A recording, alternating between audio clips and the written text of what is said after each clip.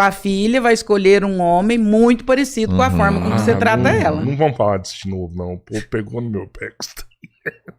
Pô, pegou no meu pé. Eu tô tratando minha filha melhor.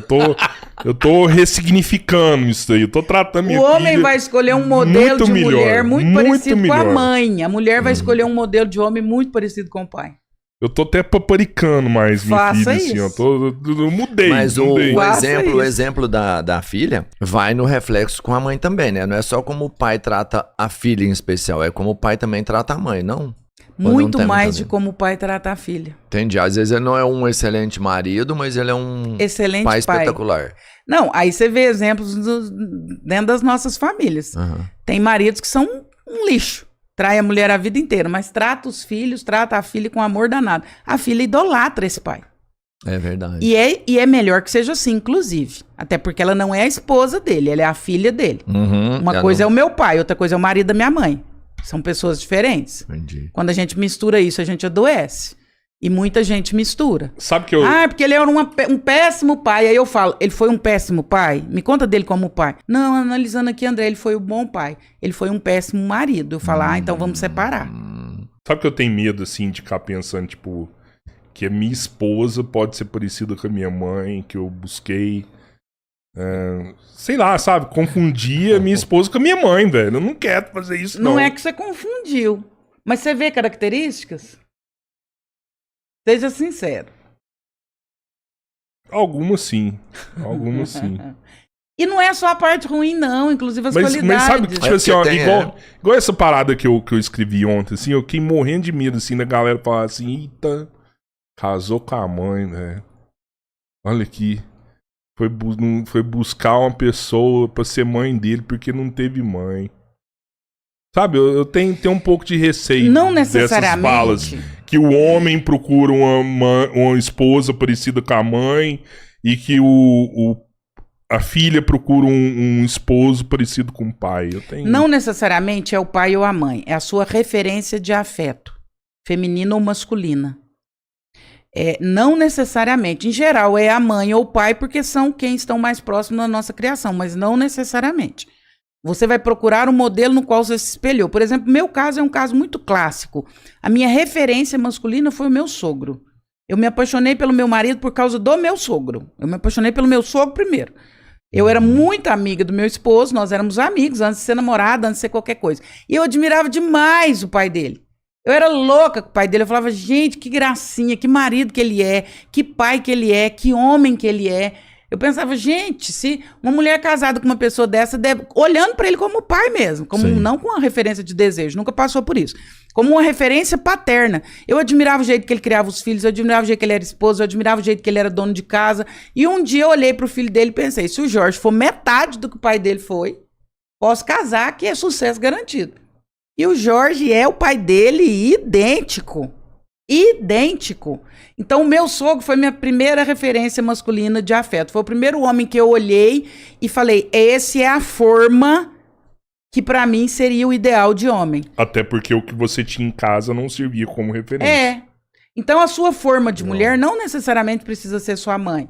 Precisa ser alguma referência de afeto feminina. Tem gente que é avó, tem gente que é a madrasta, tem gente que é a professora... Mas alguma mulher que você admirou e disse, nossa... Dá um mundinho, hein?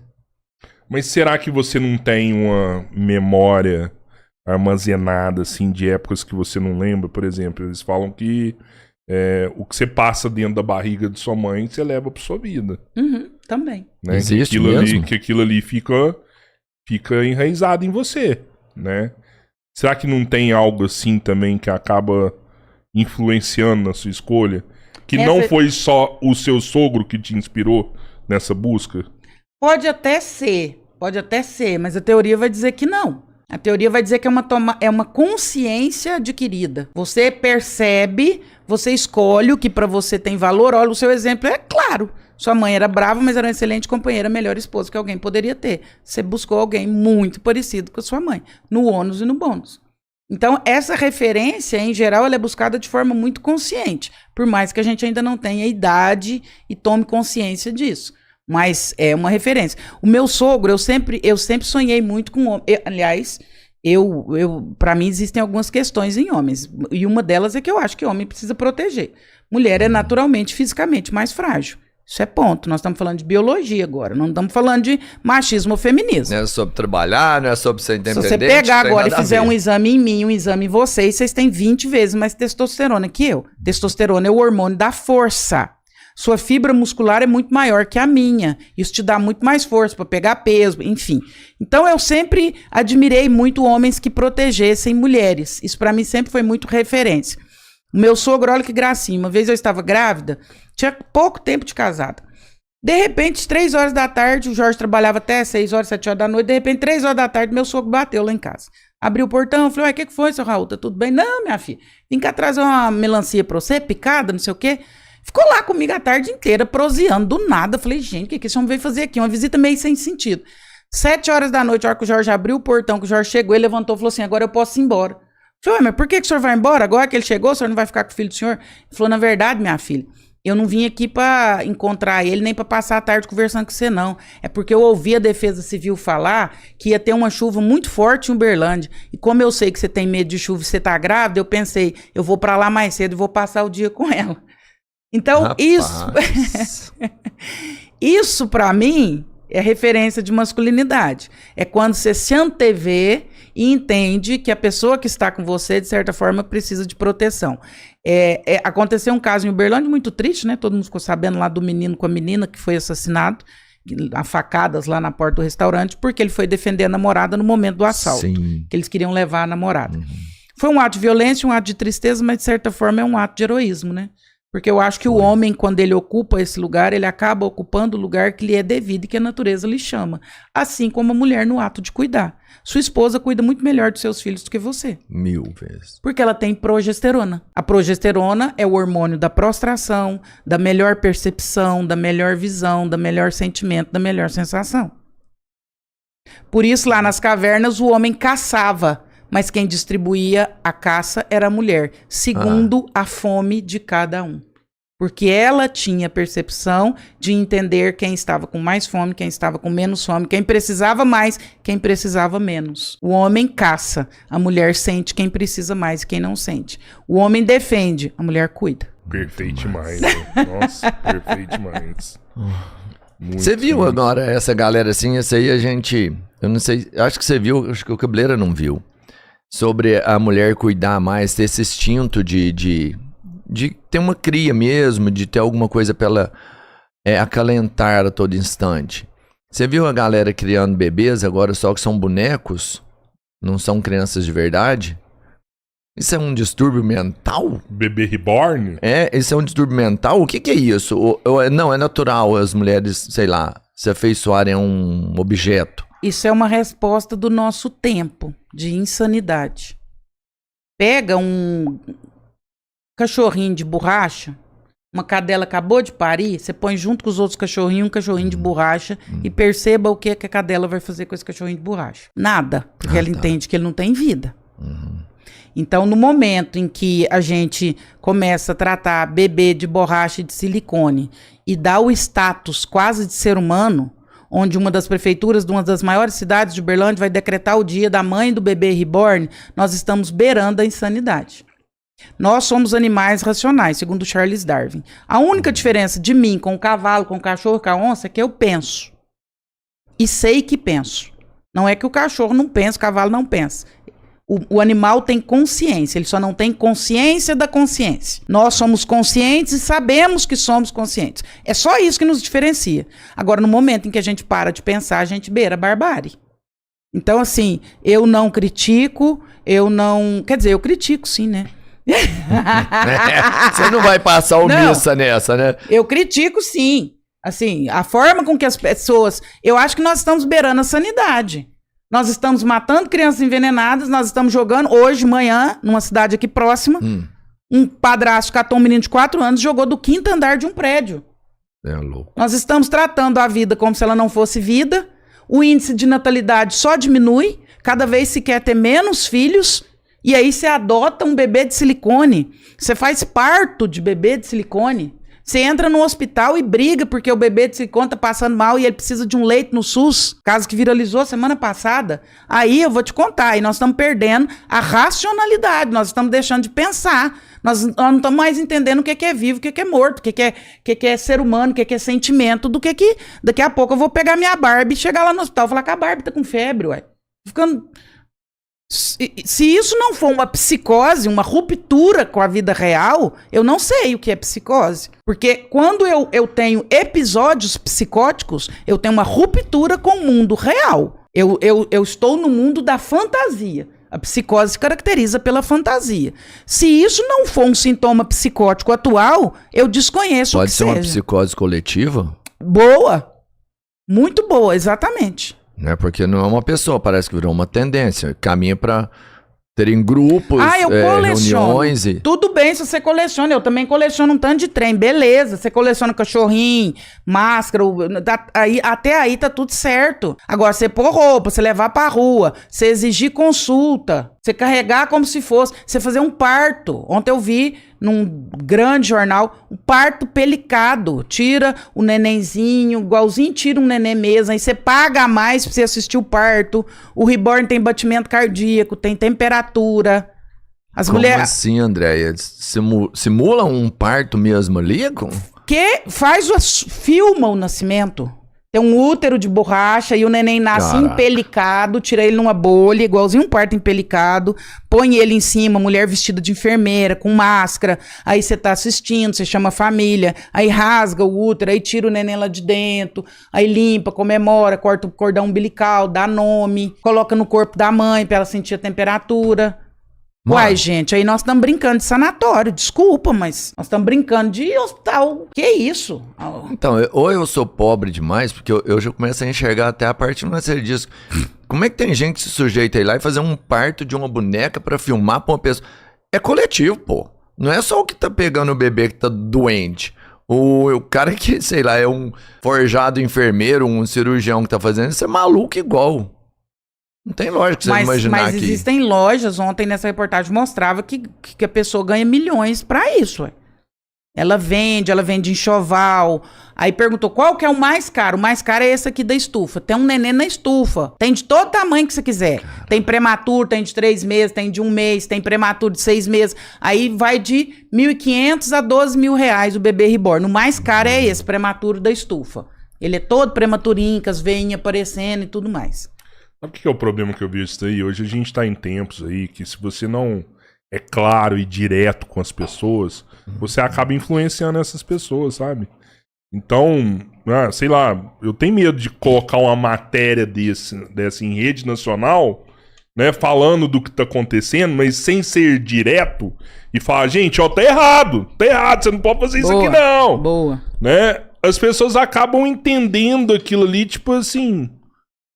eu vou fazer, porque falta entendimento das pessoas hoje, velho. E você sabe o que é que falta, Rodrigão? E talvez as pessoas gostem da minha fala e talvez muita gente não vai gostar. Falta compromisso com a verdade como ela precisa ser dita. Se você quer fazer uma reportagem sobre bebê reborn, você não romantize isso. Você fala das causas emocionais, você fala do que pode estar acontecendo, você fala do comprometimento mental que isso pode gerar. Então você trata a coisa como ela precisa ser tratada. Você não fala de forma romântica e aleatória, de forma vazia, não. Fala da forma que precisa ser tratado e banca o que você está falando e paga o preço do que você está falando. Então você gera informação mesmo. E aquilo você vai fundo no negócio. Aquilo lá causa um prejuízo tão grande para a sociedade, sabe? Sei lá, um belo dia um cara resolveu ir na internet e falar de terra plana. Aí, de repente, tava todo mundo falando que a Terra era plana e você demorou anos pra mostrar que aquilo lá tava errado. Não, gente, ó o surto coletivo aqui. Então, assim, às vezes uma simples matéria dessa num jornal vai desencadear um problema que depois vai demorar meses pra gente sentar e falar abertamente, ó, isso aqui tá errado. Será que... E aí tá, eu sou o cara... A galera já sabe, eu sou o cara da teoria da conspiração. Será que isso aí é por acaso? Ou não, realmente tem um incentivo, sei lá, pode ser até financeiro, Mostra isso aqui, porque aí muita gente que nunca pensou em fazer isso vai começar a fazer. Eu questionei e a vende mesma mais. coisa. Eu falei, uma matéria conduzida dessa forma só pode ter algum interesse por trás, porque não é possível. Vai vender mais. É possível você conduzir uma conversa dessa forma. Aí é o reflexo da sociedade que nós estamos vivendo. Onde, de novo, André, mas a gente não dá para analisar as coisas sem numa perspectiva biológica, fisiológica e sociológica. Nós temos que analisar sempre esses 3 aspectos. Biológico, fisiológico, sociológico. Que é a essência do ser humano, biopsicossocial. Isso. Coloca isso dentro dessa perspectiva biopsicossocial. Nós temos um índice de natalidade que só cai. Daqui a pouco nós estamos igual a Itália, um país de velho. Ninguém quer ter filho. Minha mãe teve 7, eu tive 2, meus filhos não querem ter nenhum. E aí, de repente, o povo começa a pegar boneco e exigir status de gente. Se isso não for um delírio, então eu já não sei mais o que é delírio. Se nós começarmos a normatizar esse tipo de comportamento, aí o negócio complica. E aí você fala que o médico dá entrada, porque a mulher estava lá num surto e dá entrada no bebê e simula uns exames para a mulher acalmar. Aí você bate palma para maluco, você fica batendo tambor para maluco. Você tem que chamar a pessoa e falar, senta aqui, deixa eu te falar. Você precisa de ajuda psiquiátrica, eu vou chamar um psiquiatra pra você, ué. Tem nenê normal aqui, tem ser humano aqui com febre e você tá reivindicando status de ser humano pra um boneco. Eu não vou te pôr dentro de um box e te atender, minha filha, me desculpa. Você pega um caso desse, alguém que tem um bebê desse, tá criando como? O que é o tratamento pra essa pessoa? Trazer à luz a consciência. Você encaminha ela pra um psiquiatra mesmo, fala, não, o seu é medicamento mesmo, não dá pra quebrar esse trauma seu não, mano. O que eu faria se eu atendesse uma pessoa que... Primeiro eu ia entender a implicação disso. É uma coleção? É uma brincadeira? Ou você tá acreditando que você tem um neném? Porque se você tá acreditando, já é patológico. Às vezes é modinha, né? Ah, se for patológico, vamos ver se dá pra reverter aqui? Vamos trazer a consciência? Vamos entender por que você precisa ter um neném de plástico? Porque ele não cresce, ele não dá trabalho, ele não suja a fralda. Ele não vai gerar implicação nenhuma, né? Então vamos ver se isso é reversível. Agora vai ter caso que é ruptura com a realidade. Aí se for ruptura com a realidade, aí é só psiquiátrico mesmo. Aí não há muito o que fazer mais, não. No momento em que eu começo a acreditar que uma abelha é uma águia e vou brigar com você por falar que é águia... Eu tenho uma preocupação também, igual essa do Robertinho falando aí de teoria da conspiração. Eu acredito em teoria da conspiração. Será que tá rolando alguma coisa? Será que é pra vender mais, sabe? Eu já ouvi falar aqui no podcast que de várias hipóteses a que for mais provável provavelmente é a verdadeira. Então a gente não tem que ficar viajando demais, que pode ser que isso aí também seja depois um motivo para uma histeria coletiva de todo mundo ficar viajando em teoria da conspiração. Né? Não é pra vender mais bebê reborn. O que acontece hoje é que tem um assunto que gera like pra caramba, né? Que dá engajamento, e é isso que as pessoas querem, é isso que a imprensa quer. A imprensa quer engajamento, quer like, é acima de qualquer coisa. Então, pô, esse aqui é o assunto número 1. Vamos falar disso aqui, que isso aqui vai dar engajamento, isso aqui vai dar view, sem comprometimento nenhum com o efeito que vai causar quem tá assistindo aquilo ali. É simples assim, sabe? Até essa parada de teoria da conspiração, a gente tem que parar com esse negócio, sabe? Senão fica... é o último papa. É o papa do fim do mundo. Não, eu acredito nessa também. Pois é, velho. Pois é, isso aí é muita doideira. Para com isso, sabe? Não existe isso. É o que tá acontecendo ali, ó. A gente tem que pôr... É exatamente isso. A gente tem que fincar o pé na realidade e olhar o que tá acontecendo, bicho. Senão vai ficar viajando em tudo aí. Vai que tem umas que são legal demais, Cabeleiro. Não dá pra você falar, não. Os caras queriam um negócio Pode ser legal, ali. Mas afasta as pessoas da realidade, né? A gente precisa de ter realidade no nosso Mano, o povo hoje, eles estão distante da realidade. É uma fuga natural. Isso aí, cara, eu não sei se você já percebeu. Não é o cara que tá com o bebê ali, é todo mundo. Eu acho que a internet fez isso muito com as pessoas, sabe? Você viver dentro de uma tela, você viver a vida do outro cara ali, do influencer, você viver... É o que você falou assim, sabe? Uma teoria todo instante tem uma coisa nova. Com raras exceções, mano. Todo mundo tá aí dentro da tela o dia inteiro. Mas, Robertinho, você falou assim, uma fuga da realidade. É quando você atende ou analisa pacientes que têm necessidade de fugir da realidade, a gente só foge da realidade quando a realidade é insuportável. Então, existe uma análise ainda mais ampla sobre essa história de bebê reborn e todas as outras modas. Por que as pessoas estão querendo fugir da realidade? Que tipo de realidade nós estamos vivendo? Essa é a pergunta. Porque as coisas estão tão complicadas, estão num nível tão estranho, sem querer ser pessimista, que as pessoas estão fugindo para uma falta de realidade. A gente só sai da realidade quando é preciso fugir da realidade. Quando a realidade é boa, a gente não foge da realidade, não. Quando seu ambiente familiar é saudável, você não precisa de recursos para fugir da realidade. Você foge como mecanismo de defesa. Que sociedade nós estamos construindo que nós estamos precisando fugir para olhar para a própria realidade? É o que eu falo, né? De novo, eu vou trazer de novo esse caso. Um padrasto briga com a mãe e, num momento de fúria, de chantagem, cata o filho de 4 anos e taca pela janela do 5º andar. Esse cara já surtou. Esse ele entende a dificuldade. Eu falei isso hoje com um amigo meu. Na hora do almoço, eu passei lá no restaurante. E aí um dos meus meninos estava lá almoçando.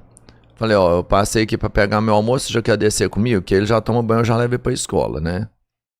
Aí ele tava comendo devagarzinho, tranquilo.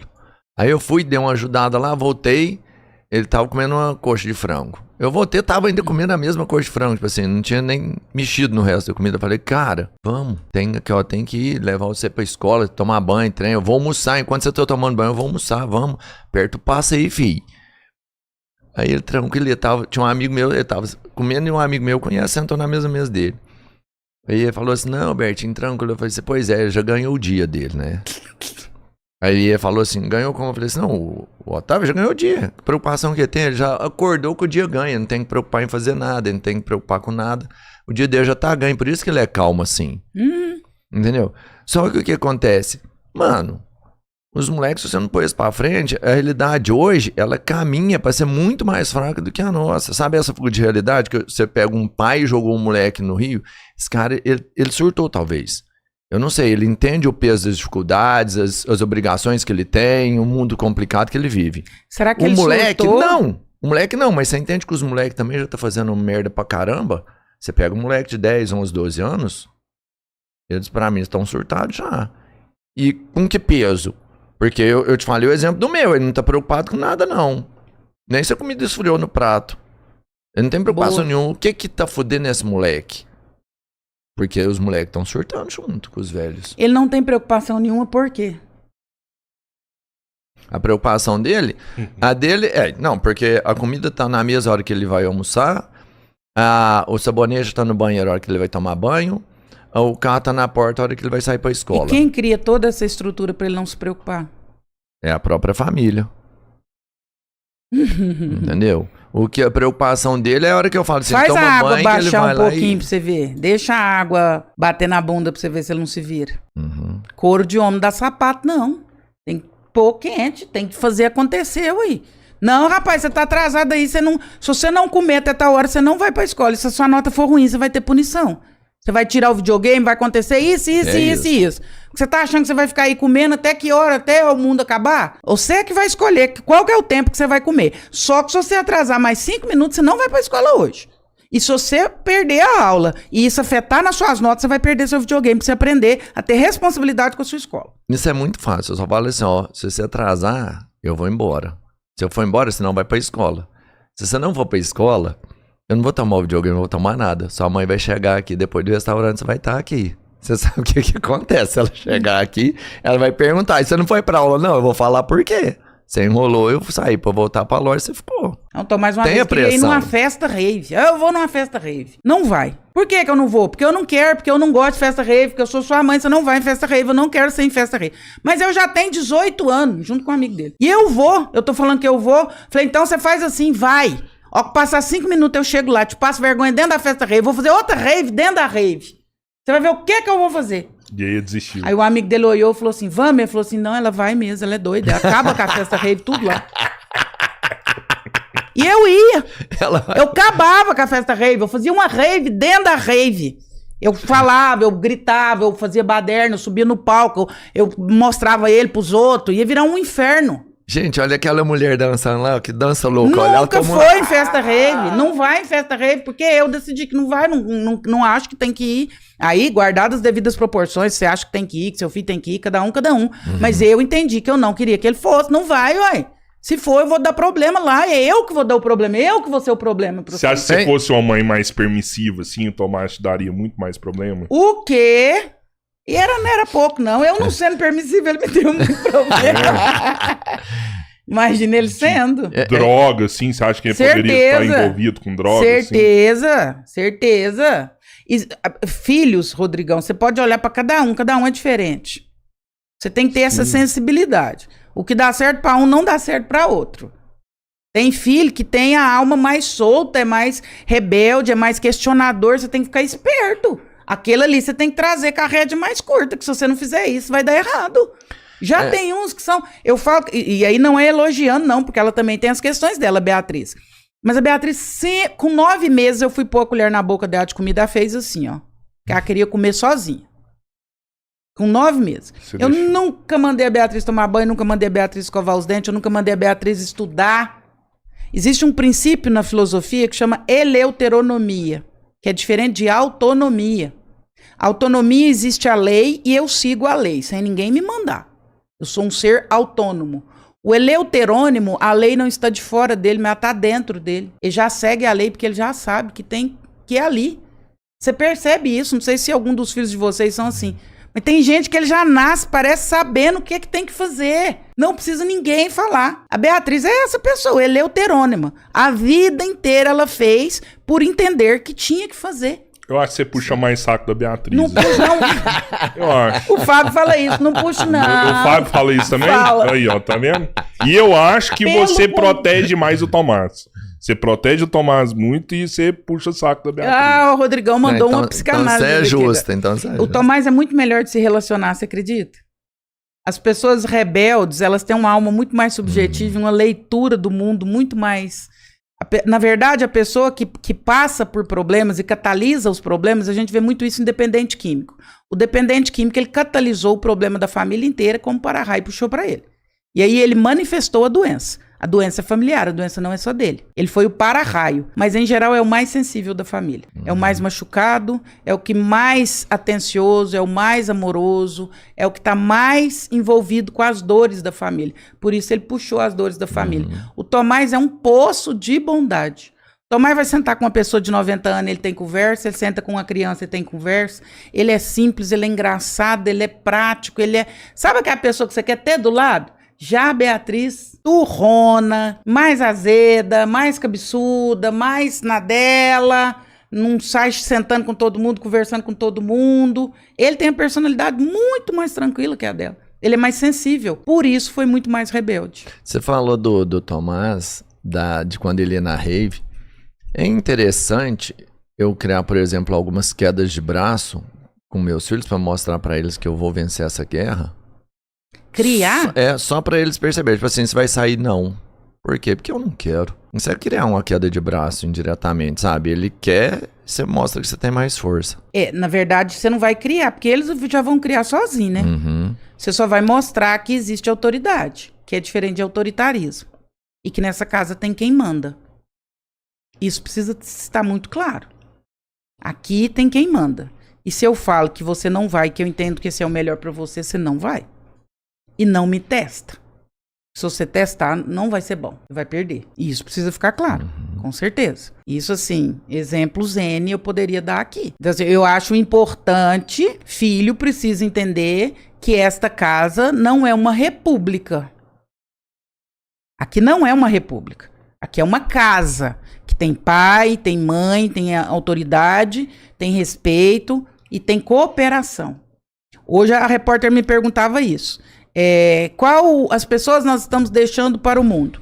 A primeira noção que a gente aprende é dentro de casa, é de comunidade. Comunidade. O que é bom para mim, mas que é bom para todo mundo. Não pode ser só o que é bom para mim. Para ele era ótimo ir na festa rave, mas ia prejudicar todo mundo. Eu ia passar a noite acordada, ele poderia se envolver em alguma situação, o pai dele ia ter que buscar de madrugada.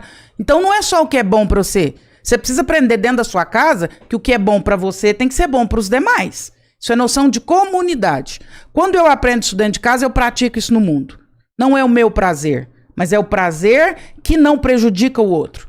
Quando eu não aprendo isso dentro de casa, eu vou pro mundo como se eu fosse um bicho. O meu prazer e a minha vontade, se ele passar por cima de você, é problema seu.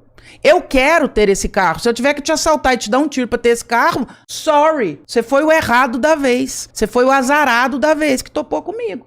Então a gente aprende isso, Robertinha, dentro de casa.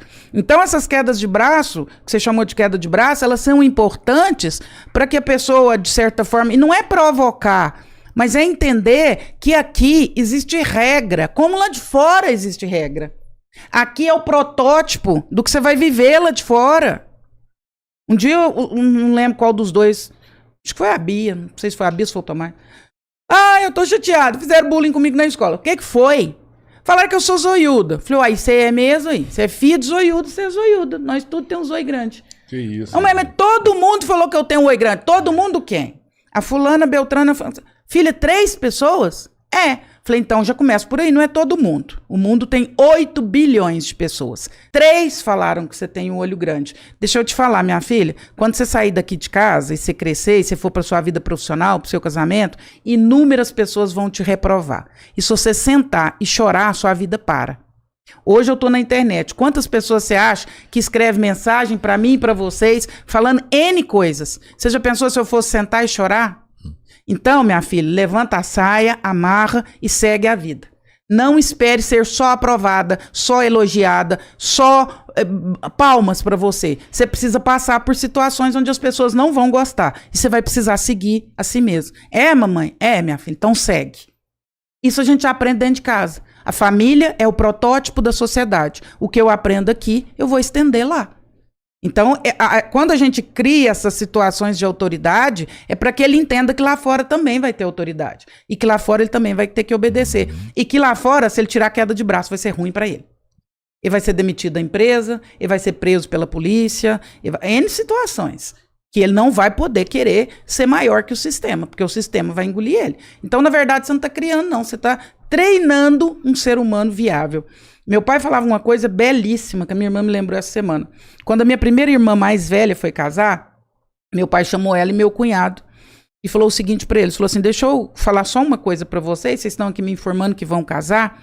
Quando a gente vai casar, o primeiro móvel que a gente quer comprar em casa é a cama, né? A cama do casal. Aí meu cunhado falou, nós já estamos até olhando. Ele falou, pois é, então deixa eu dar um conselho para vocês. Quando a gente casa ou pensa em casar, o primeiro móvel que a gente precisa comprar é a mesa. A gente não faz família numa cama, a gente faz família numa mesa. E de preferência uma mesa com muitas cadeiras. Senta e cria os filhos de vocês ali. Porque não é na cama que a gente faz família na mesa. Sentando, conversando, educando, corrigindo, insistindo, corrigindo de novo. É ali que você vai criar seres humanos. Lá na cama não, lá você só faz o biológico. É na mesa que a gente cria gente. Eu acho que tá faltando mesa. Eu acho que tá faltando desligar muitas vezes a televisão e falar, meu filho, isso aqui tá errado. Meu filho come direito. Meu filho não trata os outros assim. Ah, falou de bullying. Não, peraí, vem cá. Bullying é assim, assim, assim. Funciona assim. Você tem que reagir assim. Nananana. E daí pra frente. Semana passada, algumas pessoas, inúmeras, né, me mandaram mensagem sobre a situação que aconteceu lá em Uberaba. Não sei o quê, mas pode ter sido por bullying. Eu só fiz uma pergunta. Você sofreu bullying? Você morreu ou matou por causa de bullying? Quase. Mas você fez? Por pouco. Você não é case. Tô te falando, por pouco. Vou voltar pro Roberto. Não, mas tá. Eu Melhor. queria saber uma coisa. Você sofreu bullying? Muito. Mas você sofreu ou você fez mais bullying? Como proteção, fiz mais. Mas você fazia mais do que o cabeleireiro. Ele era denga, velho. Esse Como cara ele era... proteção. Você resolveu o Como problema? proteção. Hã? Você resolveu? Eu causei outros problemas. Mas gerou... Eu só me protegi, mas eu causei outros problemas. Que hoje... É complexo falar sobre isso. É bem complexo. Se quiser a gente pode falar, mas é bem complexo. Mas percebe que são situações que é dentro de casa que a gente resolve? Uhum. Sim. Eu não posso criar um ser humano pudim. Exato. Nós estamos criando filho pudim. Pudim você tem que saber até transportar, porque dependendo do Sim. jeito que você balança, o pudim desfaz, derrama. É porque eu acredito que tem que ter um equilíbrio. A gente não pode ter essa super proteção exacerbada que tá tendo, a ponto de, escuta uma parada, 4 olhos, amanhã a mãe tá na escola, tira da sala, muda da sala, tem caso até de pai e mãe batendo no amiguinho, porque falou algo pro filho dele, e olha que isso é uma insanidade, isso é uma superproteção, né? Mas eu acredito que, por exemplo, na minha época, teve um bullying excessivo, assim, que nessa hora eu acho que merecia uma intervenção, tipo, já deu, dá paz pra esse menino. Tanto é que a gente tem relato hoje de várias pessoas que a escola pra elas foi um inferno. Várias pessoas, a escola pra elas foi um inferno.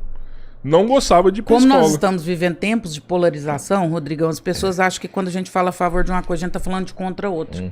Eu não sou contra o papel da escola no manejo do bullying, de forma alguma. Eu acho que cada um precisa cumprir seu papel. A escola tem sim que coibir esse tipo de atitude. Mas ao mesmo tempo a gente precisa em casa também fazer o dever de casa. A gente não pode esperar que só a escola faça e criar seu filho dentro de uma bolha onde sempre alguém tem que protegê-lo. Cirúrgico. Gente, o mundo não alisa.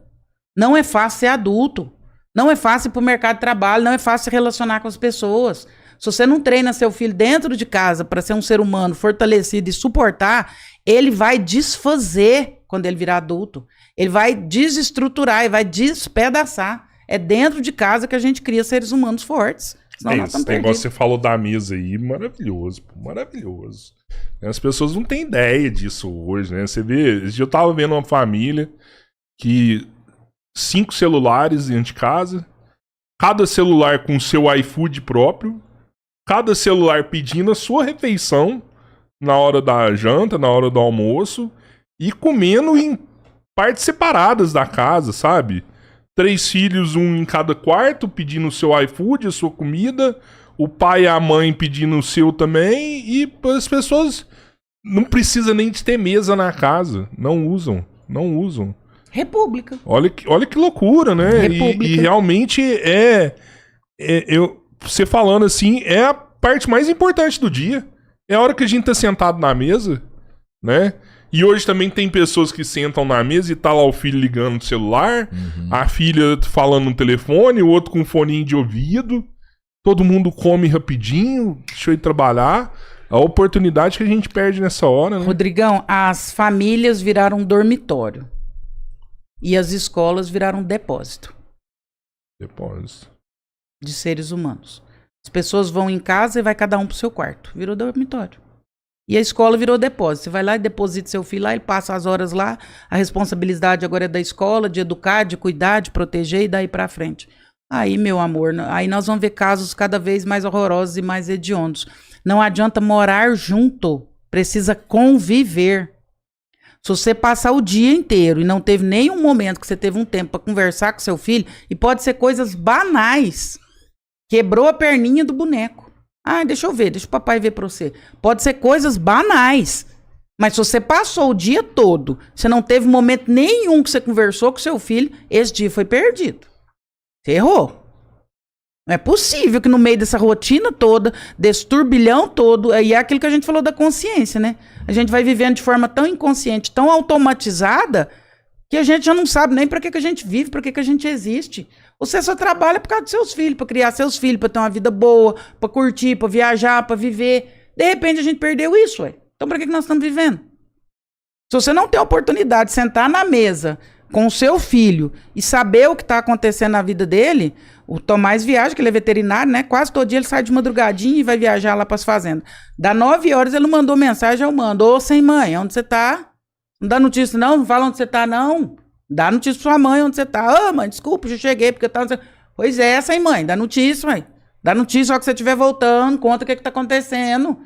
Uai, se a gente perder esse contato, gente, aí daqui a pouco a gente pode ser igual o bicho. O bicho pare lá, o bebê vira as costas, o bicho vai pra um lado, o filhote pra um lado, a mãe pro outro. Ué. Essa busca vem da mãe? Eu falo dos pais. Qual busca? Cadê você? Você levantou, não falou nada. Tô indo aí na sua casa. Isso é infinitamente mais da mãe. Não é? Isso quando é do pai. O Jorge passa 3 dias, nem lembra onde tá os meninos. Aí é a progesterona e a testosterona. Progesterona e estradiol dá essa percepção pra mulher. A mulher é essa que vai procurar, em geral. Sim. Pode fugir a regra. Mas a mãe é a que preocupa. Eu falo assim, meu bem do céu, tem 3 dias que nós estamos em São Paulo, você tá preocupado com os meninos, não? Ué, eu não, mas se tivesse acontecendo alguma coisa, nós já tinha notícia. É o que eu penso. Já tava sabendo. Não. Isso é do homem, não é porque o homem é relapso, não. Porque se precisar também, ele tá pronto e tá na hora. A mulher vai discutir, o homem vai bater firme. Você acha que terapia pode salvar o mundo? Nossa, salvar é forte. A tomada de consciência pode salvar o mundo. Com certeza. Passa pela terapia? Passa também. É tão sério isso, Rodrigão? A tomada de consciência pode salvar o mundo.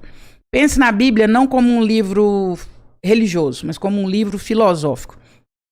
Jesus fala, conhecereis a verdade vos libertará. Nós somos escravos de tudo que nós desconhecemos. Você vai no médico, ele fala assim, olha, você tá com isso, isso e isso, te passa um tanto de exame, te passa um tanto de remédio, você fala, obedece e vai embora. Você não entende de medicina? Então você é refém daquilo, porque você desconhece. Nós somos reféns de tudo que nós desconhecemos. Aquilo que a gente desconhece manda na gente, determina. E a gente é livre para tudo aquilo que a gente conhece. Então a tomada de consciência, ela é libertadora. Você não é manipulado, as suas vivências são mais reais, você tem possibilidade de mudança. Quando você sabe que você viveu com sua mãe, o que aconteceu, por onde que foi, você tem mais possibilidade de mudar a sua história com seus filhos. A tomada de... Não é que a tomada de consciência pode, não. Ela é a única coisa que pode mudar o mundo. A tomada de consciência é a única coisa que pode mudar o mundo. Só passa por aí, não passa por outra coisa. A tomada você já falou, né? É lógico que a terapia vai fazer isso. Mas a gente consegue, num grupo, numa parte religiosa, talvez uma reflexão, né? O que é um caminho que você fala assim, pô, faz isso todo dia de manhã, por exemplo, faz isso todo dia de manhã, uma pergunta, alguma coisa, tem alguma coisa que me ajudaria a chegar nesse ponto sozinho? Eu acho uma que dica eu queria. O autoconhecimento é a grande dica. E eu falo que o autoconhecimento, ele se resume numa coisa muito simples. As pessoas acham que autoconhecimento é fazer um doutorado em autoconhecimento. Não. O autoconhecimento passa por um passo muito simples. Se você responder essa pergunta, você já vai ter autoconhecimento. O que eu quero e o que eu não quero. Simples assim. Você se faz essa pergunta? Todos os dias, em todos os momentos. O que eu quero e o que eu não quero. E por que eu quero e por que eu não quero. Ah, vamos almoçar lá na minha sogra domingo? Não quero. Por que eu não quero? Aí é um diálogo interno. Não quero porque eu tô cansada. Não quero porque eu preciso respeitar os meus limites. Não quero porque hoje eu quero ficar dormindo o dia inteiro. Ou quero. Quero. Não tô indo para agradar meu marido. Tô indo porque eu acho importante prestigiar a mãe dele também. Passa por isso. Porque uma relação eu não faço só o que eu quero. Tô indo também porque eu gosto da minha sogra, tô indo porque a minha sogra tá idosa, isso passa pela finitude, daqui uns dias eu não tenho ela aqui mais, então vale a pena prestigiar os poucos anos que eu ainda tenho com ela. Olha o diálogo interno que isso gera. Se em todos os momentos da minha vida eu responder pra mim o que eu quero e o que eu não quero, nossa, eu vou ser um ser humano muito mais autoconsciente. E quando eu sou muito mais autoconsciente, eu sou um ser humano muito melhor. Ah, eu vou chamar minha filha para jantar, só nós dois. Por que eu vou fazer isso? Por que eu quero? Ah, porque eu entendi que é importante para ela, para a referência masculina dela, porque eu quero ter esse momento com ela. Olha o tanto que você vai conversando com você. Ah, eu não quero que meu filho faça isso. Por que eu não quero? Porque eu quero fazer uma queda de braço hoje. Porque eu quero mostrar para ele que aqui em casa quem manda sou eu. Porque lá na frente isso vai fazer diferença. Porque o dia que eu peitar ele com 15 anos e falar não sai, ele aprendeu com 4, com 3, com 5. Então é por isso que eu tô fazendo isso. Tá vendo como... Mas você tem que saber fazer as perguntas certas, né? Você tem que ter diálogo interno. Isso é muito louco, né? Tem gente que não conhece essa voz interna, sabia? Sabia disso aí? Eu não converso comigo, não. Então, cara, isso é muito doido. Esse Nossa, tava mas você precisa. Então, velho, e tem muita gente que não conhece essa voz, sabe? Todo mundo tem uma voz dentro de você que você pode conversar com ela, velho. Eu acho isso meio maluco, velho. Tipo assim, tá ligado? Tô conversando com quem? É comigo mesmo. Tô conversando sozinho na rua. Mas como que você toma suas decisões? Aleatórias? É robô. Tipo assim, ó, eu penso, mas é o seguinte, eu não troco essa ideia, não. Eu faço, tipo, cálculos. Eu vou fazer isso, eu acho. Conversa. Ué, você tá conversando? Isso aqui pra mim tem chance de dar certo por isso. Isso aqui pra mim vai dar merda. E aí você tá pensando nisso aonde? Dentro da sua cabeça? Não, mas eu só penso, eu não troco ideia, não. Tipo assim, e aí, o que você acha? Não, mas não é Não, mas não rola troca ideia pra de ninguém, sentar não, e falar, e aí, vamos conversar. Não tem diálogo aqui, não. Claro que tem, Roberto. Aqui é de braço, é só do meu lado. Eu só falo assim, é isso. Quando você fala, não. Mas você chega a escutar uma voz? A voz... Então, é isso que eu falo, eu nunca ouvi uma voz. Porra, velho, tem pra caramba. Aqui, ó. Quando você... Acabou de falar comigo, ó. Pergunta isso pro Robertinho. Acabou de falar comigo. Não, meu, não. Quando você conversa com você e calcula os riscos, você tá conversando com você, ué. Mas sabe o que é? Tem uma coisa que pode ser relevante nesse sentido. Eu tenho problema de audição. Talvez eu tô falando, não tô ouvindo. Talvez eu tô falando comigo e não tô ouvindo. Pode ser problema de audição de hoje. Não é um falar audível, mas é um falar mental. A tomada de consciência passa por essas duas perguntas muito simples. O que eu quero e o que eu não quero. Eu não quero esse relacionamento. Por quê? Porque eu não mereço ser tratado assim, porque isso pra mim não é amor, isso é dependência, isso é abuso. Quando você faz essa pergunta, ela desdobra várias outras. E você acha que dá pra trabalhar mais essa ferramenta, assim? Pra você ficar melhor nesses questionamentos, na obtenção de respostas? Quanto mais você treina, melhor você fica. O nosso cérebro, nós estamos até lá fazendo uma semana de imersão de saúde mental. O nosso cérebro é uma ferramenta treinável. E aí a neurociência dá uma aula sobre isso. É treinável. Assim como eu fui treinado para ficar ansioso, eu treino para ficar calmo também. É uma ferramenta treinável. Se quanto mais você fizer esse exercício do que eu quero e o que eu não quero, melhor você vai ficando. A ponto de daqui a pouco você já vira um diálogo interno natural seu. Quanto mais eu faço, melhor eu vou ficando nisso. Então é uma ferramenta que eu vou usando todos os dias e quanto mais eu faço, melhor eu vou ficando. Outra ferramenta que eu gosto também muito para tomada de consciência. O cego de Jericó, né? Aquela história de Jesus. Jesus chega no cego, o cego tá lá berrando, gritando. Imagina a cena, eu gosto de criar cena, né? Eu gosto de ver o teatro. Milhares de pessoas, Jesus passando na rua e o cego gritando. Jesus, filho de Davi, tem de piedade de mim. Jesus, filho de Davi, tem de piedade de mim. No meio daquele tanto de gente. Cego, com uma roupa de cego que o caracterizava como cego, porque cada um vestia uma roupa que caracterizava a sua questão, a sua deficiência. Jesus chega perto dele, Jesus vê que ele é cego. E aí Jesus faz uma pergunta muito óbvia, que essa era a metodologia dialética de Jesus. O que queres que eu te faça? Gente, a resposta era óbvia. E aí o cego responde, Senhor, que eu veja. Eu falo que todos os dias de manhã a gente precisa fazer essa oração na que a gente acorda. Senhor, que eu veja. Que nesse dia de hoje que eu enxergue. Que eu tenha consciência. Que eu perceba. Que eu não fique alheio ao que está acontecendo na minha vida e na vida dos meus. Se todos os dias de manhã a gente fizer essa oração, e aí quem não é de oração, esse mantra, essa palavra, esse propósito, que eu nesse dia de hoje enxergue, que eu não fique alheio ao que está acontecendo. Nossa vida transforma. Me dá uma luz aqui. Eu já ouvi essa frase várias vezes e em alguns momentos eu acredito que ela é muito sensata, ela é muito correta. Que a ignorância é uma dádiva.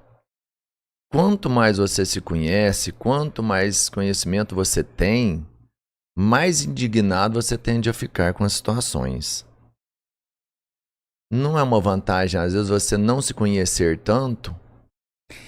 Eu vou mudar a sua frase. Eu vou te dizer que a ignorância é um anestésico. Ela pode ser muito boa em alguns casos, mas em alguns outros casos a pessoa te corta e você não percebe. Então, assim, eu falava muito isso quando a Bia estava na UTI. Eu falava assim, a ignorância é um anestésico. Antes eu não soubesse. Porque o médico vinha e falava assim, nós temos que decorticar o pulmão dela. Se falar isso pra você, o que é que significa? Vai fazer alguma coisa no pulmão dela. Eu sabia que ele ia cortar o pulmão inteiro e que ia ficar só o que sobrasse. Prestasse. Uhum. Isso me angustiava horrores. Então a ignorância ela é um excelente sedativo. Ela é um excelente anestésico. Só que o anestésico é bom em algumas situações. em outras ele é péssimo. Lembrando que um tempo atrás aí, aquele ginecologista famoso que abusou de várias mulheres, fez isso sob efeito de anestésico. Então, o anestésico, ele é bom em algumas situações, em outras ele é péssimo. Desconhecer-se, a ignorância, ela é um excelente anestésico. Aí você escolhe se você quer viver anestesiado, se em algumas situações que você quer ficar anestesiado. André, em algumas situações você prefere ignorar? Super prefiro. Eu não sou a rainha da consciência também. Tem hora que eu falo, não quero saber disso não. Não quero entrar em contato com isso, não quero... É melhor ignorar para eu ficar mais em paz. Às vezes, o melhor é ter paz. Isso. À noite, em casa, por exemplo, eu chego e vou assistir as coisas mais banais do mundo. ETs do universo, Dr. Nausarada, coisa mais banal do mundo. Eu não quero saber nada. Eu quero anestesiar. Sério? Ali eu quero anestesia. Descanso pra cabeça. Porque também uma cirurgia sem anestesia, você morre na cirurgia, né? De tanta dor.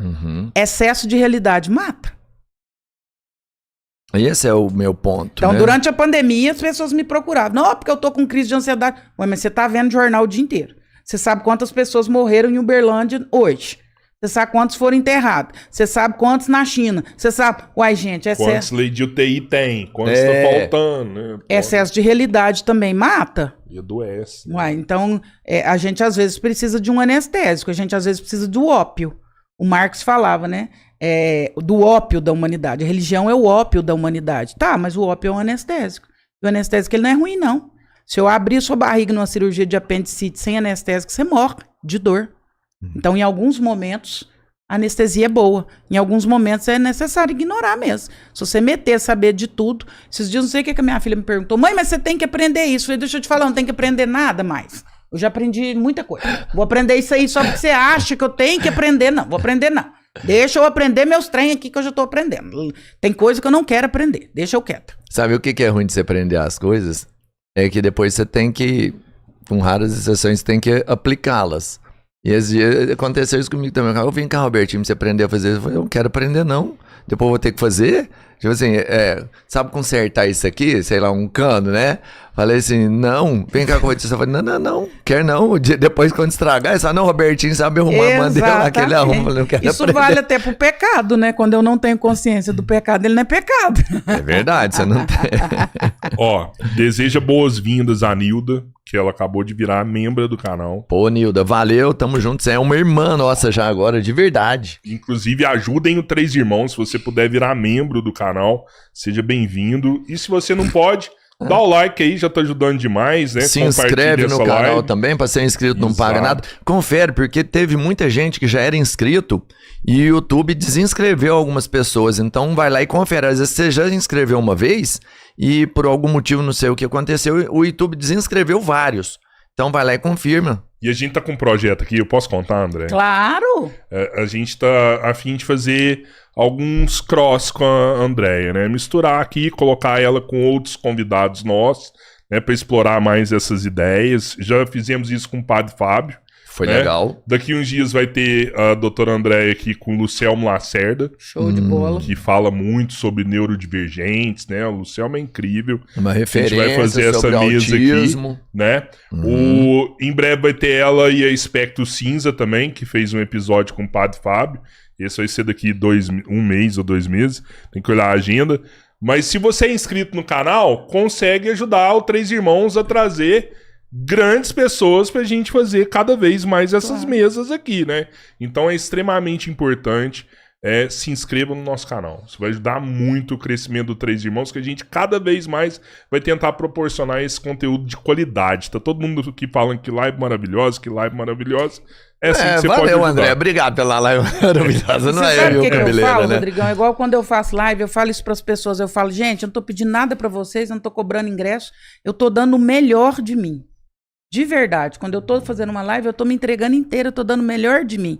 Então, o mínimo que as pessoas podem fazer é se inscrever, é prestigiar. Vocês são um canal de tanta consciência, de tanta tomada de consciência. O trabalho que vocês desenvolvem é um trabalho tão bonito. Então, por que não prestigiar A gente faz isso com tanta coisa que não presta.